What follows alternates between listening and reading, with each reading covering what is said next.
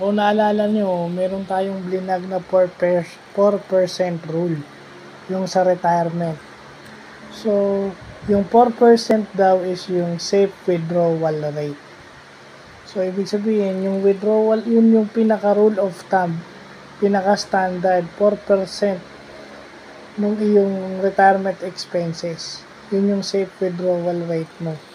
So, yung safe withdrawal rate can be computed by the formula annual withdrawal over total amount saved. So, yung annual withdrawal mo, every year, ilan yung wini-withdraw mo.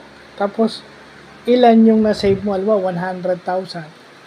Tapos, kumukuha ka ng 1,500. 1,500 divided by 100,000. O yun. Yun yung sagot. Tapos, yung total amount saved, pag dinivide mo naman yung annual withdrawal, divided by mo yung safe withdrawal rate. So, ginamit ko yung 4%. Diba, ang withdrawal ko ay $2,500.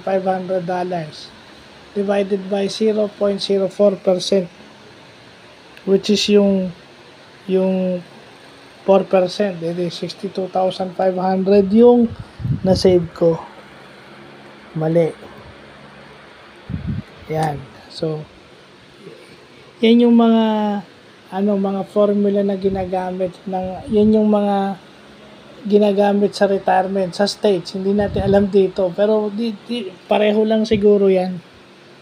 Well, additional knowledge sa ating yung safe withdrawal rate. Kasi para hindi naman maubos yung ating savings. Yung iba ini-invest sa business. Iba yung wini-withdraw nila, ini-invest nila sa business para tuloy-tuloy yung paglago. Yung iba.